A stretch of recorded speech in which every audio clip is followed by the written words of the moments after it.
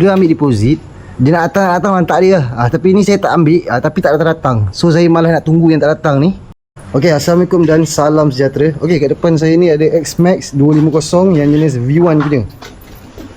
Okey, so customer ni orang Kampung Melayu Subang kak, dekat-dekat sini kak. So dia datang untuk buat pemasangan Horn PIA daripada saya lah.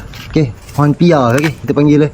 Okey, so kalau ikutkan saya ada customer lain, tu sebab saya selalu apa-apa pemasangan dengan saya akan ambil deposit. Bila ambil deposit, dia nak datang hantar dia.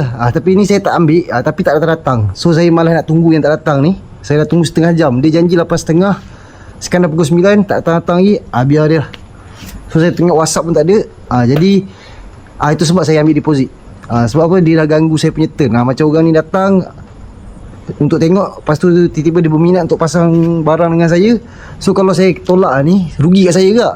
Jadi kalau dia datang lagi, dia tunggu. Okay, so nanti kita tengok selepas siap pemasangan horn dekat X-Max 250 V1 ni.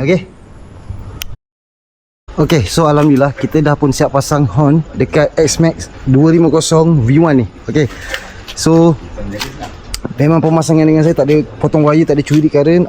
Okay, untuk pasang horn padu ni, horn PIA ni, dia memerlukan wiring lah, harness. Okay, dia tak boleh main sambung saja. Okay, sebab dia perlukan power yang kuat. Okay, dia memang kalau kata main sambung dia boleh hidup. Tapi tunggu lepas tu apa jadi nanti. Okay, so kita test sikit. Okay, 1, 2, 3. 1, 2, 3. Okay, so itu saja.